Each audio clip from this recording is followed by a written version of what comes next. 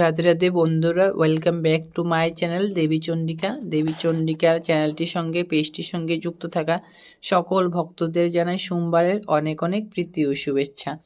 তো আজকে আমি তোমাদের সঙ্গে একটা নতুন বিষয় শেয়ার করব। যারা যারা এই চ্যানেলটিতে নতুন তারা অবশ্যই চ্যানেলটিকে সাবস্ক্রাইব করে রাখো এবং লাইক কমেন্ট শেয়ার করে সকলকে জানার সুযোগ করে দাও। দেখো, ভগবতীকে দর্শন করাচ্ছি। ভগবতীর আজকের পুজো এটা ছিল সোমবার দিন। তো কেমন লাগছে ভগবতীকে অবশ্যই জানাবে। দেখো, আজকের এই শাড়িটা কিন্তু দেওয়া হয়েছিল আড়ালিয়া থেকে। আড়ালিয়া একজনের ভক্তের পুজো ছিল, তো ওনার দেওয়া সাজি মা আজকে সেজে উঠেছে। গয়নাগুলো মন্দিরের, কিন্তু ফুলের মালা মুকুটটা উনি দিয়েছে এবং শাড়িটা উনি দিয়েছে। কেমন লাগছে অবশ্যই জানাবে।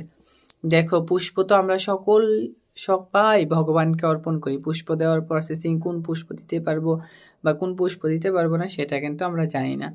যে ফুল গাছে তলায় ছেপ তুতা ফেলা হচ্ছে, আবর্জনা ফেলা হচ্ছে, ওই ফুল গাছের ফুল দিয়ে তোমরা কখনো পুজো দেবে না। যেই ফুল গাছের মধ্যে দড়ি টাঙিয়ে রাখা হয়েছে, কাপড় রোদ্রে দিচ্ছে, সেই ফুল দিয়ে তোমরা কখনো পুজো দেবে না। যেই ফুল মাটিতে পড়ে গিয়েছে সেই ফুল দিয়েও তোমরা কখনো পুজো দেবে না। যেই ফুল বারবার পাড়ার চেষ্টা করার পরও পারতে পারছো না, সেই ফুল দিয়ে পুজো দেবে না। খণ্ডিত পুষ্প যেটা ছিঁড়ে গিয়েছে সেরকম ফুল দিয়েও তোমরা পুজো করবে না। এই বিষয়টা কিন্তু আমাদের জানা থাকে না। আর ফুল কোনো সময় ধুইয়ে তোমরা পুজো দেবে না। ফুলের যে নিচের স্তবকটা হয় সেটা ফেলে পুষ্প শোধন করে তারপর তোমরা ভগবান বা ভগবতীকে সেই ফুলটা অর্পণ করবে। দেখো, আমাদের শাস্ত্রীয় সিদ্ধান্ত অনুসারে বলা হয়েছে, মালির ঘরে যদি 3 দিনের বাসি ফুলও আমরা এনে পুজো করি তাতে আমাদের কোনো বিঘ্ন আসে না, বাধা বিঘ্ন আসে না বা পাপও লাগবে না। কিন্তু আমরা যে অনেকে দেখবে ফুলের কলি পেরে সেই কলি দিয়ে পুজো করে, সেটা কিন্তু একদম ঠিক নয়।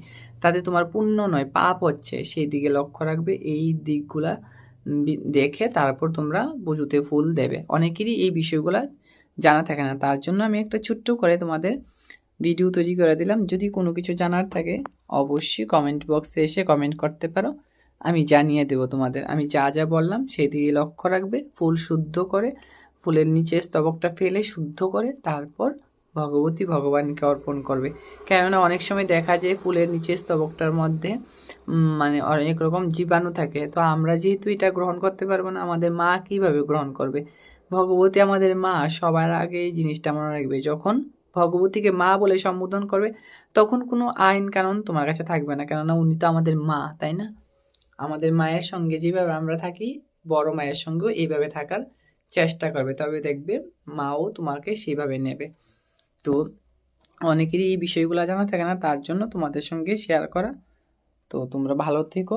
আমি আজকের মতো এখানে শেষ করছি। আবার তোমাদের সঙ্গে দেখা হবে অন্য একদিন অন্য একটা ভিডিও নিয়ে। ততক্ষণ তোমরা ভালো থেকো, সাবধানে থেকো, ভগবতীর চরণের শরণাগত থেকো।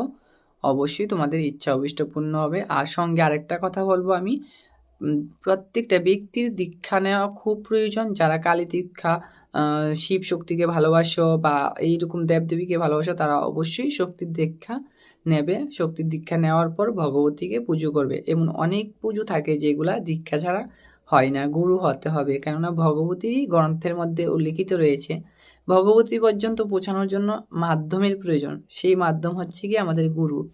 ভিডিও দেখে তোমরা করতে পারবে, কিন্তু এটা নিয়ম কোন সময় করতে হবে সব কিছু কিন্তু ভিডিওতে সবাই বলে দেয় না।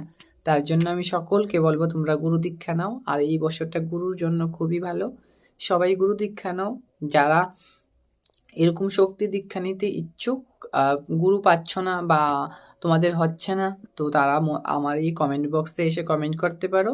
কারণ আমাদের মন্দির থেকেও শক্তির দীক্ষাটা দেওয়া হয়। তোমাদের যদি মনে হয় তোমরা দীক্ষা নেবে, মন্দির থেকে নিতে পারো। তারপর তোমরা সঠিক নিয়ম বিধিবিধানে পুজো করবে, দেখবে সব কিছু তোমাদের ইচ্ছা অভিষ্ট পূর্ণ হবে, ভগবতীর কৃপা দৃষ্টি হবে। তোমরা ভালো থেকো। রাধে রাধে। জয় নিতাই, জয় গৌর সুন্দর, জয় মা চণ্ডীর জয়।